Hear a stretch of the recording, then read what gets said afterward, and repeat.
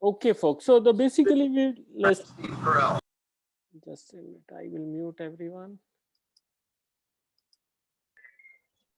Okay, please mute yourself. So there is, because otherwise you'll have to make a lot of cleaning in the recording. It takes a lot of time. All right. So basically we look at these three laws. Moore's law we have already discussed in the last class. We look at Nielsen's law and then Metcalfe's law. Okay, and please feel free to ask questions at any point in time.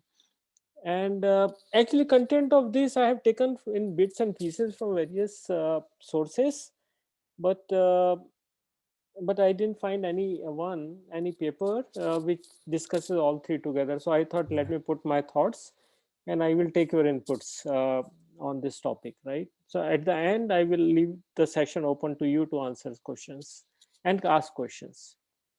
Okay, Moore's law we already know, we have discussed in fairly detail. uh, it's very simple, and it's very powerful law, because what we are doing today is impact of all that IC technology grew very fast. Okay, number of transistors double every 18 to 24 months. It means that and this law remain true for last 50 years, and last 10 years also is slowing down, but still Moore's law is applicable, but instead of 2 years, uh, transistor density is doubling every 3 years or so. Okay, what the direct impact of that is that processors are becoming, or digital devices are becoming more and more powerful. Okay, other impact of direct impact of that is that the cost of digital devices are reducing, right? So if you bought a digital TV 10 years back versus by today, you will find at the half cost, maybe 2 times more powerful or 4 times more powerful TV. And same is true for computers, or same is true for any digital device. Okay. Uh, yeah. Just a minute. Let me mute some people. Some are unmute still. I think Raghunath is unmute. So it's mute. Okay, I will get on that. All right. So so the direct impact of that is that digital technologies have become very, very powerful. It means more and more digital processors or digital equipment or digital devices we are able to create and attach to non-digital devices. And second impact is that cost of digital devices have reduced. Continuously is reducing because of the same impact, right? Now we can see in this chart the two things. I mean, average transistor prices have declined, like the first chart, the one here. And second chart you can see is internet connection speed has also increased. At the same time, cost has reduced for per megabyte. And what is the relationship between the two? So bandwidth, it means the bandwidth has increased continuously, and we can see in our own lives, right, that earlier, just 10 years back, internet was very expensive. It's through dial up and DSL technology. Through telephone connection, you convert a line local loop into digital technology. It's called DSL, digital subscriber loop. And then came broadband connection, Ethernet connection, and then finally it's a fiber now to home. So the bandwidth has been continuously increasing. Earlier it was few kilobits per second, then became hundreds of kilobits per second, 500 kilobits per second, megabit per second. Now we have even the connection at home is close to giga bit per second, right? So it's grown very fast, and the cost has not grown that much, right? Cost is actually reduced continuously. So but what is the impact of the what is the relationship between these two curves, the curve here and the curve here at this point? Why bandwidth and computing are related?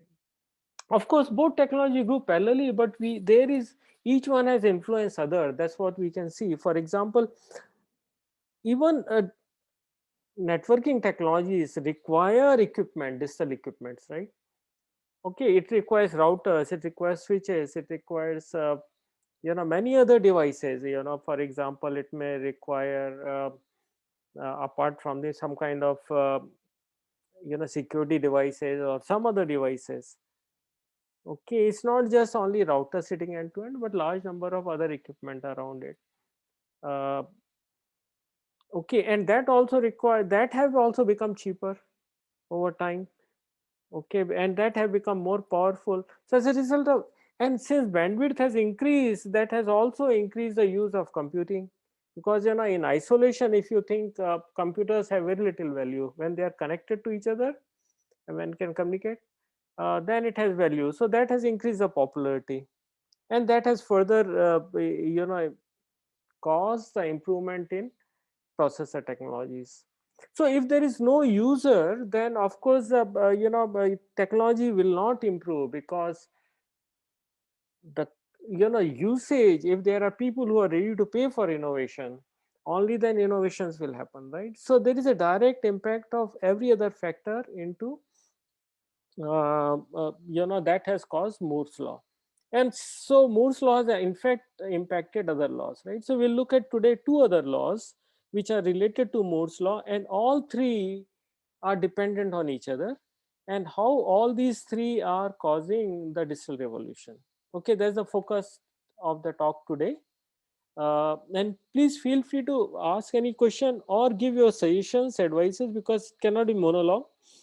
We will have dialogue about it because these topics are new, and we'll see the relationship. Okay. So Moore's law, we think we have already studied in detail.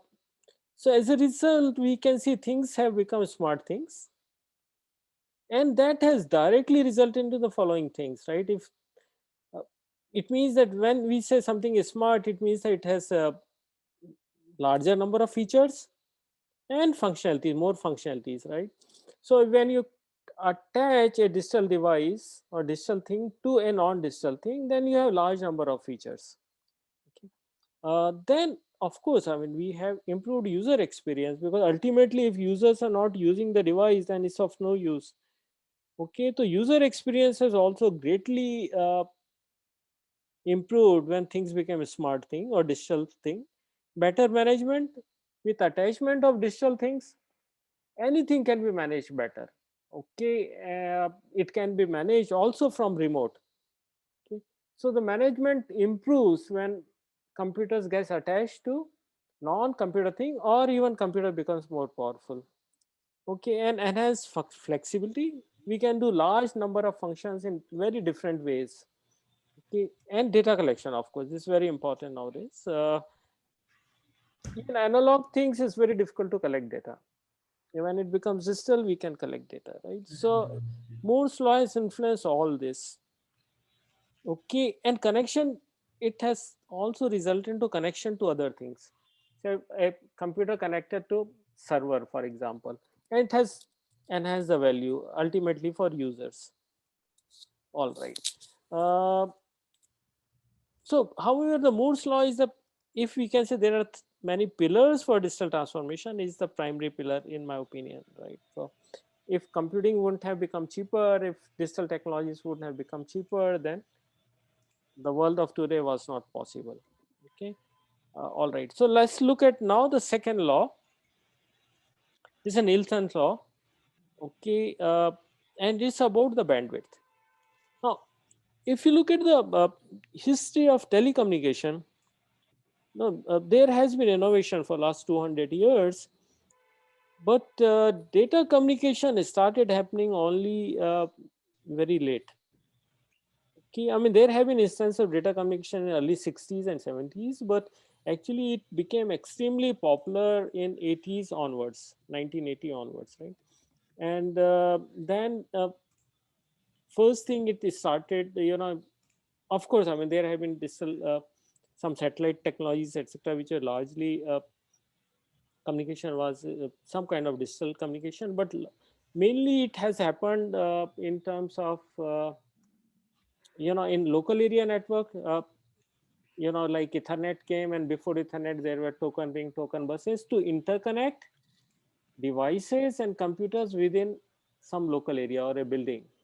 Okay, And then of course there were other digital technologies like communication technologies like Sonnet or P2P. Then came frame relays, and then asynchronous transfer mode, ATM, and so on. And these were technologies, they were doing its job before internet came in. And of course we had PDH technologies, Sonnet technologies, and all that, right? P1, E1, all those. So those technologies existed.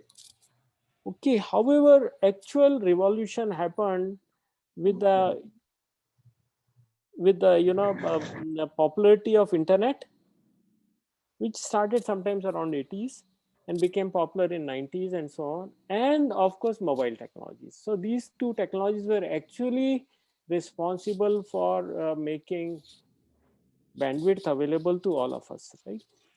Now this chart shows the user bandwidth, the bandwidth that's ठीक है.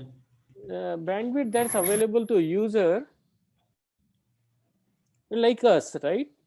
If you look yourself in last 20 years or so, how much, of course for you it's maybe 5 years or so, how much bandwidth has actually changed.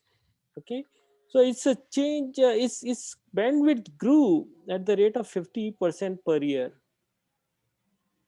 Okay, as I mentioned that even I am using the internet as from the time it has come, and right in the beginning we are just doing dial up through modem. It was very small, less bandwidth, 4 kilohertz channel, 64 kbps the maximum you can get. Even with compression etc, the maximum speed we used to get is 10 kbps.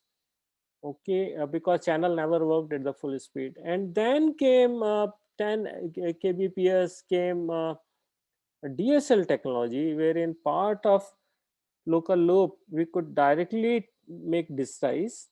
And then it came say from 10 to 100 kbps to 500 kbps and 1 megabits per second kind of speed we used to get.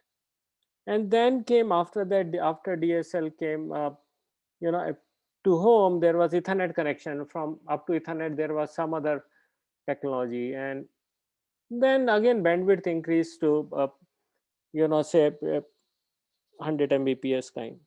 Okay, sorry, maybe 10, 15 mbps kind. And now with fiber coming to homes, my home has a 100 mbps connection, and I can go up to 1 gigabit per connection, right? So we can see even in last 10 to 15 years in my life, technology has almost more than doubled every year.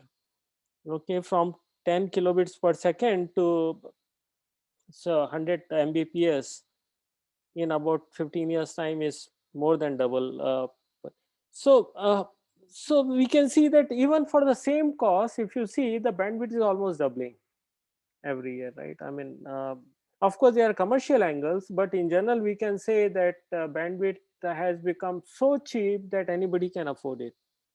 Okay, so 150 rupees or 200 rupees you have internet connection, geo connection, or Airtel connection, and anybody anywhere in India can have 10 to 20 kilobits of per second kind of bandwidth available all the time. And that's very very cheap, right? Because everyone can afford, almost everyone can afford 150 to 200 rupees per month. Okay, so however this, so bandwidth increase also started happening from 1980s. The same time Moore's law started happening. Moore's law of course started much earlier, but rate at which Moore's law progressed, or we can say that the transistor density increase was much faster than the rate of increase of bandwidth, but very close to each other and matched each other, right? So we can see this increase right here, and this is still happening. I mean, this curve is still going on, right? So because new technology is coming, like I mean in local loop side or access side, we have at home, of course we have Wi-Fi, which is our local control, right? You can go up to high speed there. And also we are directly connecting to the router, so absolutely no issue. From router to backend we have fiber today. Okay, and now we have 5G, and both can support very high speed. Of course 5G is still we cannot achieve the fiber speeds, but but the 5G is going to be very fast, right? So we'll look at 5G little later, but in general, we can see that bandwidth has been increasing. Uh, it's doubling almost like every year or so. Oh, sorry, every 2 years. We 50% increase every year. Okay, bandwidth is it was very expensive. I mean, some of you, if you talk to your father, then he will tell you that in order to make a steady call, and very few of us could afford phone at home. I mean, when I joined in my first job in IIT Madras as a teacher, I didn't have phone for 7 years. For 7 years, I didn't have. I mean, I applied for phone, but phone didn't come because only government was providing phone, and it's expensive. It's expensive of government also. Okay, and making a phone call to USA, I did sometimes. It has, 4 or 5 calls I made in a month. It has taken away half of my salary. Okay, it was so expensive. But today you can, I can make video call to US. I mean, I do, of course, almost every few days, and for hours it costs nothing, right, over internet. So that's the beauty that has happened. The bandwidth has really increased and cost has become insignificant. And we can see the growth in telecom and or datacom. See, these two technologies we use these two words, datacom and telecom and networking, we will use interchangeably, because there is no difference in datacom and telecom now, because it's not only even voice communication that we are doing now, or you do over mobile, is actually over digital, excepting for your local loop from your device to BS to the tower, where antennas are. It's only air, is happening over air. Rest of the communication is over wireline or over wires or fiber, right? So uh, so there's no difference between datacom and telecom today. So the various technologies that have also grown exponentially is local area network. Now Ethernet is de facto technology, or wide area network, like initially started SONET, then fiber technologies came over. And wireless technologies, you know that how mobile technology has changed from 2G to 3G to 4G. Right now we are into 4G. 5G has started now, and Airtel has just launched 5G services. 5G service just launched, and then of course we have Wi-Fi. These are the wireless technology we use, and then the beauty came, which is internet. Internet is not a technology that you say that can I run my internet packets or IP packets directly over a wire? Then answer is no, right? So it actually interconnects large number of technologies that existed. It is an interconnection technology. Okay, and when interconnection technology came, everyone in the world can interconnect their local technologies to internet, and this interconnection is possible because of various things, right? I mean, of course, I mean, for interconnection we need internet address and so on. So we'll look at internet technologies in detail little later, but this technology, the magic it has created to bridge different islands they were building all over the world, and the islands still exist. There are hundreds of different kind of technologies of different nature in communication, but internet can combine all of this or connect all of this, and that's the power of internet, right? So we'll again look at internet little later. The impact of Nielsen's law is that the bandwidth data, that is data per second, very cheap and affordable, and that has led to hyper connectivity in the world. Everything is getting connected to each other. Note that in order to connect two things, we need one very important thing, is the address. Until you can address somebody, you cannot send a letter to the person. Similarly, until the unique address is there with a device, that cannot you cannot communicate with the device, right? So the internet came and then gave unique address to each point that, or each device that wants to communicate or wants to connect to internet. And that's the beauty, the address, right? And of course the mechanism of transferring information, like when you post a letter to your friend, it goes to post office, and one post office to another, to third, and finally gets delivered. Same thing happens in internet, is that when you send internet packet, it routes from one network to another network. Okay, from local area one network, which could be local area network, to metropolitan area network, or wide area network to local area network, using various technologies. So underneath technologies could be Ethernet, it could be P2P, it could be SONET, it could be altogether different technologies, say satellite communication technology and so on. But ultimately on top is internet. So internet IP packets goes to, for example, Ethernet. From Ethernet it goes to wire, then it gets again collected to another Ethernet point. From there maybe wireless and so on. But ultimately IP packet rides over underneath technologies. That's a concept. So we'll look at internet little later. So let's come to the third law, which we'll focus today. And I will ask, you can ask questions on this one. This is called Metcalfe's law. Now Metcalfe, you would have heard, he was the inventor of Ethernet.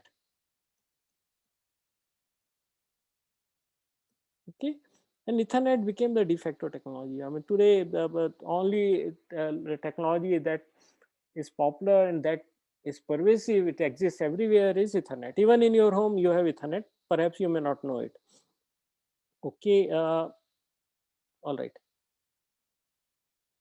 Okay, this thing I didn't know that the simulation exists. Okay, all right. So this is Mr. Metcalfe, the inventor of Ethernet.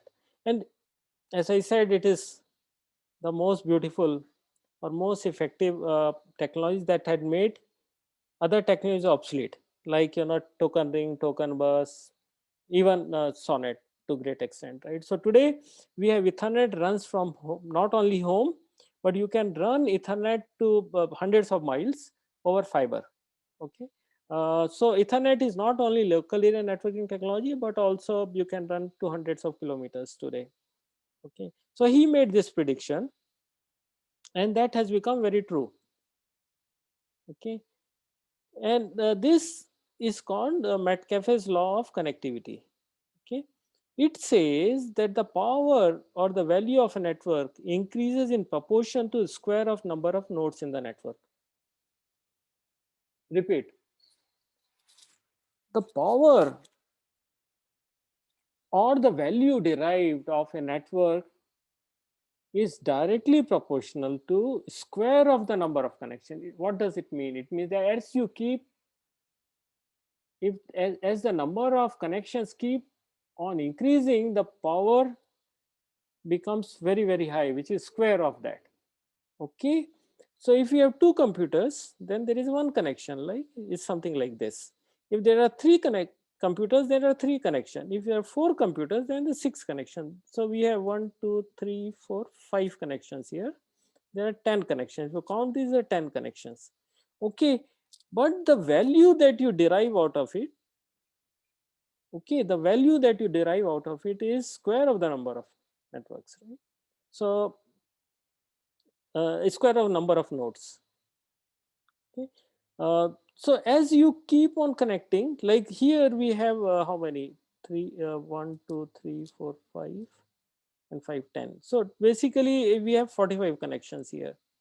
Okay, so the power that you do, as network becomes more connected, the power of that is a square of number of nodes, right? So this increase becomes very high as the number of nodes increase. Okay, so now this is a network just with 20 connections, and look at number of interconnections, and more interconnection, more powerful it is, right? So more you join the internet, with more useful internet, the more useful internet becomes. Okay, and that power becomes, or that usefulness becomes exponentially. Okay, so this is another view of the same thing. When there are only two nodes, there's one connection, there's very little value if just two computers are connected. Okay, there's very little value also in life if you're connected with one person. And if there are three people, then the value increases. If there are four, then connections are more. Okay, and so five, the connections, if 10 connections are there. and it's a 12, then we have 12 into 11 by 2, whatever number of connections. So we can see that connections or value, and connections we can say is proportional to the value. Okay, so as we increase the number of nodes, okay, the connection also goes up like this. Okay, all right, and more nodes are connected, more value you can derive. Okay, if internet has just 50 nodes or 50, initially it happened like that, is within interconnection of between some universities and government entities had very little value. Now internet connects everyone, almost everyone today, then the tremendous amount of value. One value that I can see is that over internet I can talk to anybody for free. That was not possible earlier, right? Or I can exchange emails, I can do a lot of things. Okay, now of course, I mean, so the value we see goes up of any system when the number of connections go up. And this thing possibly you can relate that is of course not related to technology but personal life. In personal life or professional life, if you have limited number of connections, then you cannot get too much of value out of it. Okay, so I would like to say that you, because you are born in right era, okay, a digital era, and your career very much will depend on how many good connections you have at personal level. I am not talking your connection with the digital devices. You can have hundreds of devices, that's okay. What I'm trying to say is how many people of, you know, relevant people you are connected with. Okay. Now you may ask why? Because most of the jobs that you are going to get in future will be based on, of course, your competence, but more than competence is your connections. I am certain that nobody will hire you as a CEO of a company if you are not connected to the person who is hiring you, in some way or other much before. Okay, so there is surely need for a good and strong connections, uh, in corporate world, and also is true is personal world, right? So question that may ask is that how many people you are connected with, and if you are not connected with people, start doing it now. Okay, how do you do it? First connect all your classmates, and then your senior, your juniors, your schoolmates and all that. I am sure some of them may become CEO of a company, and once they become CEO, then you can take advantage of the connection with them in right way, of course. Okay, uh, then you'll have to make an effort to make connections. So many people in my age used to go to conferences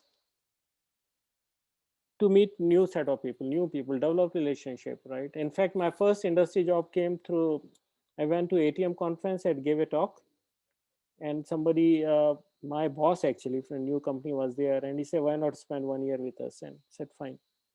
Okay, so it happens like that, right? So developing connection is very important. In digital world, there are new ways of developing connection. In our world, some time back it was very different, but still you have to make connections. And once you have made connection, you have to make sure that you remain in touch, right? I mean, or you make an effort to make those connections useful for yourself. All right, and you can do by a number of methods. Of course, we are not going to go into detail. Maybe some other time on your career lecture we can discuss some of these. All right, so connections are very important, as we said. And what is impact of this connections, that we call in management terminology called network effect. Okay, okay, so now we know that network effect is very important and typically account for 70% of the value of digitally related companies. So look at any company which is using digital technologies is based on connections. Okay, You may not know, for example, how this connection exists, but there is existing connection. For example, I buy groceries from you know, a company run by Tata Group, right? Like Tata Star. There is a connection, right? I get an email when there is a new product, then they send me brochure of that, and so on and so forth, right? So there is some kind of relationship. They know about me enough, right? All right. So it is essential component of successful digital business. So even Amazon, for example, or Facebook, and look at any of these, Google, is not possible if there's no connection. So connection becomes very, very important. We never think about it, but it's very, very important thing for new digital companies. Okay. And it's less expensive to connect users on platform. So with this technology, we can connect number of users on a platform. Let's say, for example, Amazon has connected all of us, or for example, Twitter has connected many of us on their platform, and Facebook, which I think most of us use, has connected us on the platform. It's very, very cheap for Facebook to get a new connection. Uh, so network effect facilitates scale. Scale, we have seen that how many people it can connect to, right? So for example, you start a small business today and you can reach to the whole world with network effect, right? Because on internet, once you are in internet, then whole world is connected to you. Okay. Even if you start a small shop, okay, you can connect to people over what number of methods are there? Facebook, or maybe WhatsApp, or something. One of my colleague who was in Nokia, he colleague in the I mean, of course, he worked not in my group but different group. He was a first line manager. He started a chart shop. Once Nokia was disintegrating, he started a puchka shop, chart shop, and now this puchka has become very popular all across Bangalore, right? So, and he, because he's a digital guy, because he came from Nokia, of course, I mean, he understood it. So he uses digital technologies very effectively. Right? And then, business grew. I mean, as small as a chart shop, you understand chart shop, right? You will have Golgappa or Aloo chaat and all that. Can be, a person can be just, on the street, make a maybe lovely chart. But on the other hand, there is a puchkas kind of people who have converted the core competency, which is making a chart, into a digital competency. Okay. And expansion of business availability. Of course, I mean, because uh, see, it's also nature of the business, right? For example, the puchkas cannot export chart to different cities, but within Bangalore or within certain areas, it can beautifully cover everyone. Okay. All right. So network effect can create competitive advantage. All right. And we can see it's a common, something that's common across extremely successful but very diverse companies. Like PayPal has very little similarity with Google, and Google has very little similarity to Facebook. So all are doing totally different things. Or Uber or Twitter or Salesforce, all are based on one common thing, which is network effect. Okay, any question?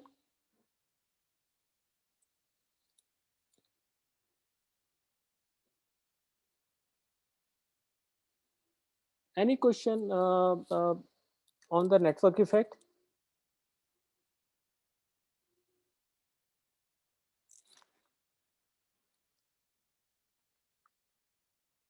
Anyone?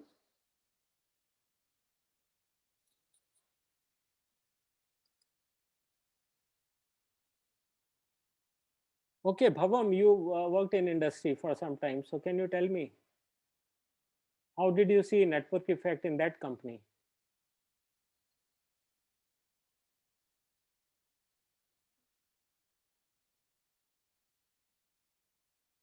or Vishrut?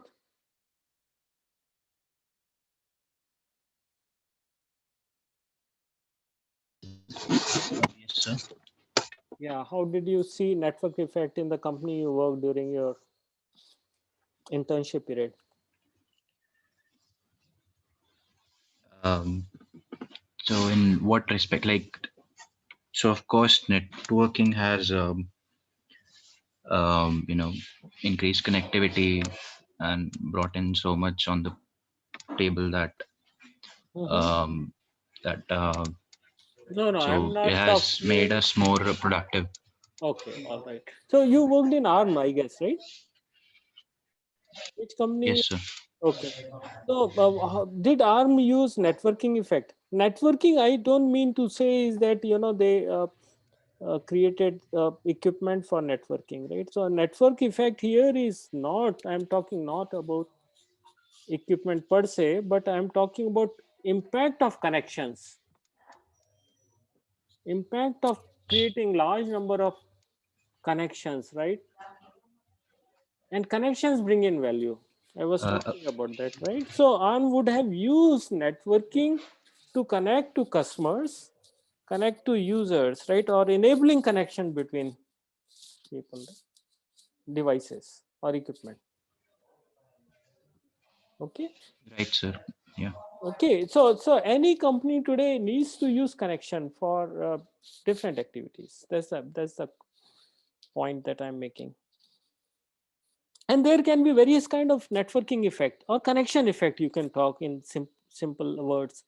A direct network effect, it means that I'm connecting to a server and server starts giving me new features, new applications and so on, right?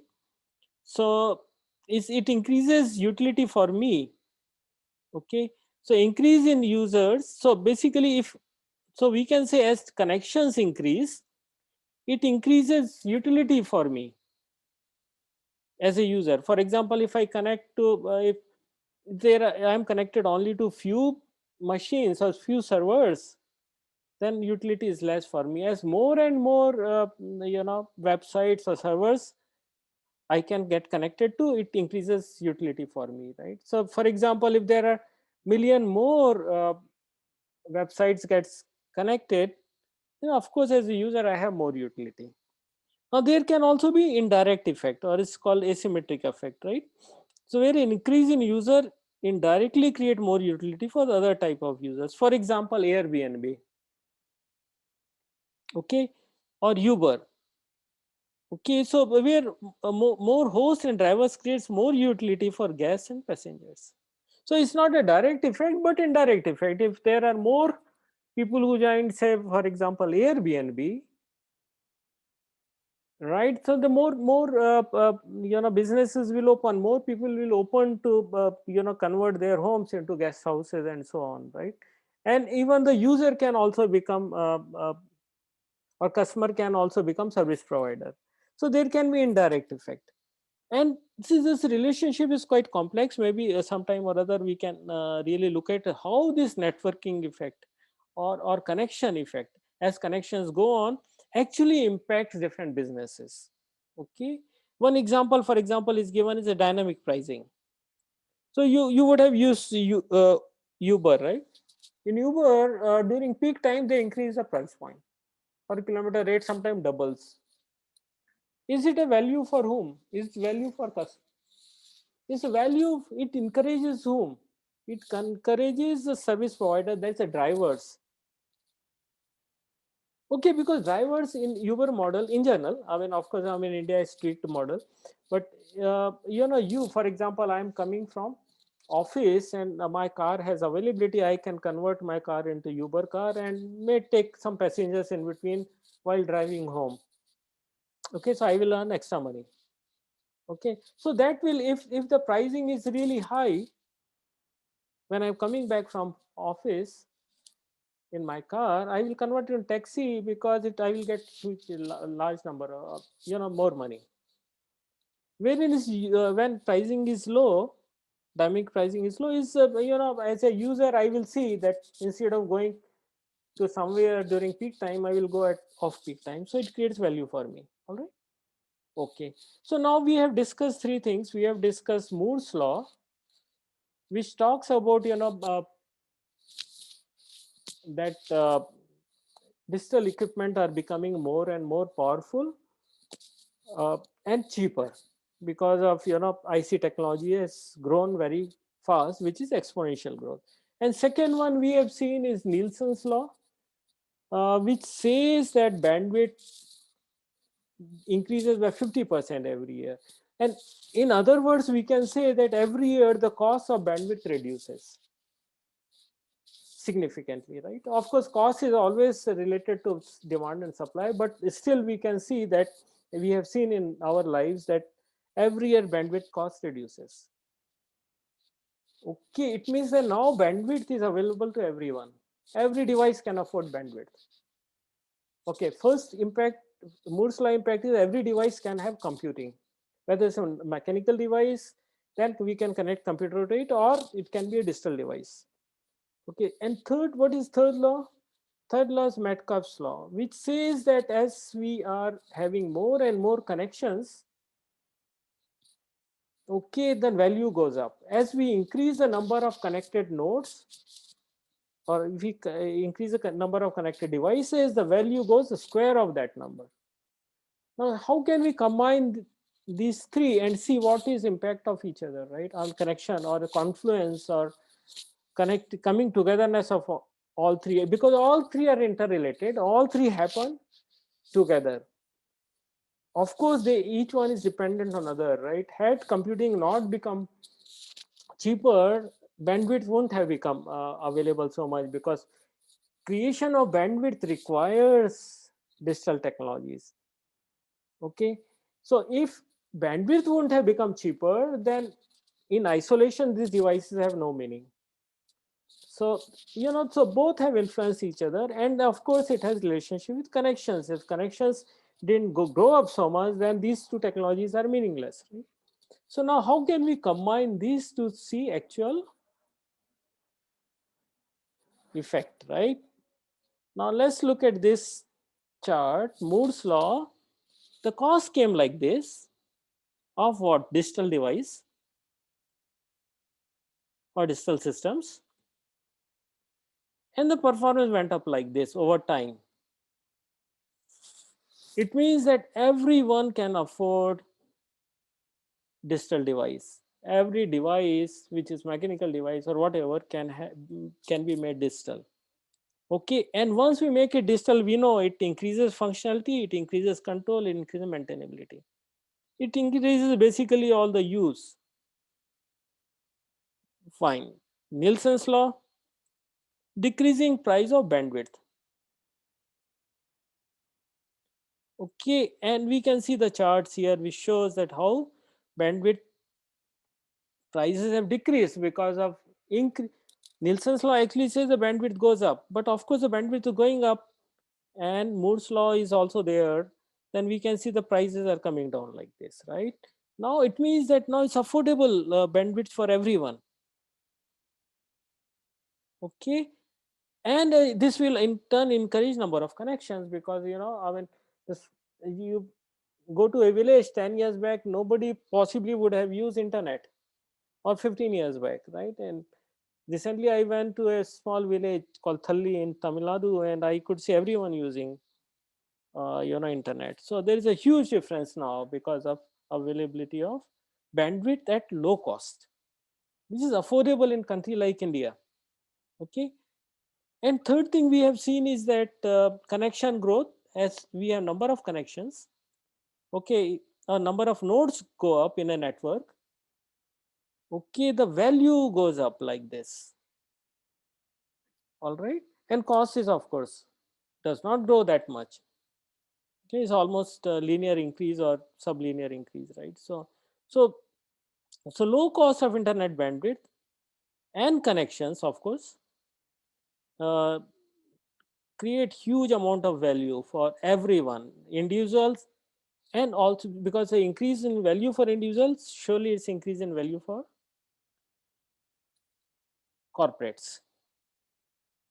Okay, so the confluence of the three, the mixture of the three, or in has huge number impact, and that is causing what Ashish has described in next last classes, digital economy. Okay, and of course it's because of following things. I am summarizing it. Low cost of digital technologies because of what? Moore's law. And of course, I mean, apart from Moore's law, the popularity of that. And now extremely powerful digital devices, because if you have devices with very little computing, you can't do much. Now you have huge amount of computing power available at very low cost. So you can add new features and new functionality. And as a result of that, you have development of millions of new digital devices and applications. Okay. And then we have hyper-connected world wherein we have devices, people, platform, and systems.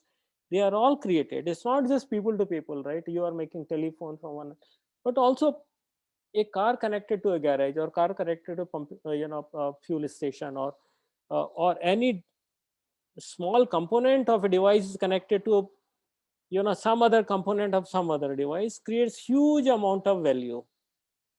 Okay, and millions of new ways how these devices can interact. All right, and this increases scope, scale, and speed of digital business. All right, so now just let me before this ask you a trivia. Possibly some of you already know this, because in one of my earlier classes I have used this slide. Okay, so we are using Zoom in this class. It takes 1 to 2 megabits per second bandwidth, not much bandwidth. Okay, now the question is that I have to my home not only one wire of fiber, but say I don't know how much, maybe 20 such pairs, that 20 such fiber are coming to my homes. Okay, and out of which I am using only one. Okay, I'm talking about one single strand of wire, one single thread of wire, you can think. Okay, which is fiber optical. Okay, how many sessions it can carry? How many Zoom session it can carry? Anyone? A wild guess? It's 10,000. 10,000 is very small number. Answer is 100 million. Okay, there's the power of one wire, and there is a, I will, as I said, my home is 20 such wires, and the whole, in my complex where I live, there were thousands of such pieces of wires are coming, and it's happening in your home too, right? It means that the bandwidth, what we are utilizing bandwidth is nothing but 0.0001% or even lower than that. Most of the fiber that's available today is still dark. Okay, it means that you can see the enormous amount of capacity available to us. Okay, it means that now from 100 Mbps I can increase to 1 gigabit per second speed, and not only me, all my neighbors, everyone can increase, still there will be bandwidth available. So now you think of the world which is super hyper connected with very high speed of bandwidth available, then what kind of applications as a user you can, or as a developer you can develop? See, right now when we develop application, we think of only limited amount of bandwidth, but in future you'll have huge amount of bandwidth available, low cost, and then surely you can develop very, very powerful applications. Okay, now coming to your thoughts on confluence of these three main laws or technologies, right? Which is computing becoming cheaper, bandwidth becoming higher, and cost of bandwidth becoming cheaper. And third is number of connections are also happening, right? And this can lead to a huge number of new businesses. And right now in the world, we think of some businesses, but millions and millions of businesses are yet to unfold, which you can imagine.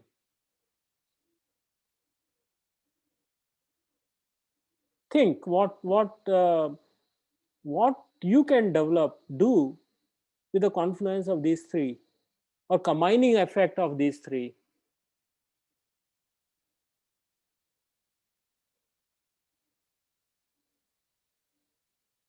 You just think on these lines that if these things are available, can I do existing? Our needs are almost the same. Of course, we can develop always new needs, right? I mean, for example, there was no need for Google kind of query thing, right? I mean, send a query and answer comes. So there was not so much need, but they created a whole market segment around it. So you can think of new ways also where you can create values, and those ways don't exist now, and needs are also not felt, but in future there will be need. You can create need. Like Japanese never drank Coca-Cola till 1950s and so on, and after that now Japanese cannot eat any meal without having Coca-Cola. I'm just giving example. So needs can always be created. Just think of what the combining these three things you can do.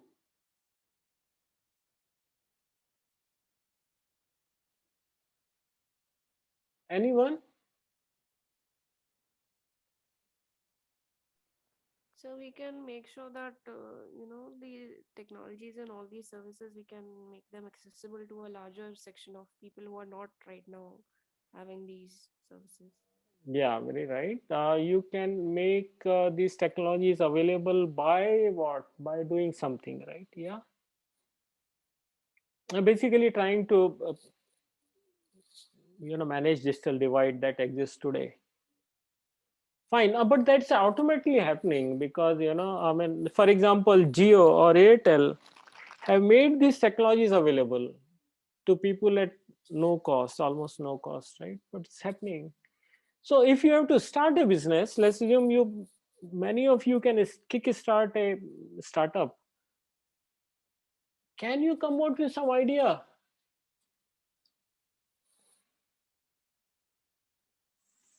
Think about it. Ashish, you may have some thought about it on the topic. Sorry, you mean your thought, the thoughts on the confluence of the three laws that you talked about? Yes. I think the biggest example and is in front of us, which is in the proliferation of the mobile network all over the world, because it uses all the three laws and uses them to bring in this whole new revolution that we are talking about. Social media is another example, that in a minute you can influence millions of people about a product or a service. So the way it is used in business, it's basically bringing it all together. But one of the big examples is also, for example, a credit card network. The more people come on the line, the more it benefits us. For example, if a Visa service includes more merchants, I as a customer benefit from it. Similarly, if more customers are added, the merchants benefit from it. So I think it is all around us, the confluence of Yes. all these three technologies. And this lady who spoke in between, she also made a good point. I think it is a very strong area which can be used to bridge the digital divide by using this confluence of these three technologies or laws. Right. Anybody else? Any thought? Also, sir, I would like to mention the point that sometimes the development of one business can lead to the emergence of second. Like as sir mentioned that online transactions, then we'll have to develop something like detect fraudulent transactions. So the security business will automatically rise up because you're having progress in one business. So we can Very also true. do that, something like security of the other business. That can also be an idea. Right. Very true. Very good. Excellent. Okay. So somebody else was. Sir, sir, it's small vague thought about current affairs, what's going on. So we can farmers are the huge market now, huge market that internet hasn't got into. So why can't we start e-commerce for farmer produce? Yeah, ITC Chopal is one such example they are doing in some way, but there's a huge scope left out to connect farmers to marketplace anywhere in the world. Yeah. Right, but it has to be start very slowly because farmers internet hasn't gone much into farmers. But if we start, it will be a huge market. Yes, yes, yes. Some companies have started working on it, but lot more to be done because people are still coming out with models and thought about it. But very right, very right, very right. Just think yourself as a future entrepreneur, and you want to start a startup, and I would encourage you to start a startup because people of your age will lose nothing to start a company, because your experience of starting a company will be useful even if you are not successful in creating new company or joining a bigger job, better job. Just think about it. Just think. Yes, sir. Yes, sir. Idea of this course is to just start thinking about use of these technologies in value creation for customers. Remember that if there is no value for end users or to for customers, then business are likely to fail.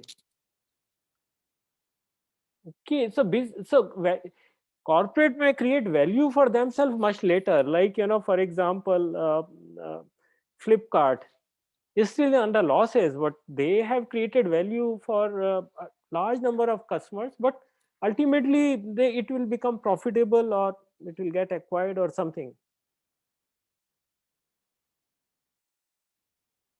All right. Yes, sir. Okay, thank you very much. Thank you. Bye bye.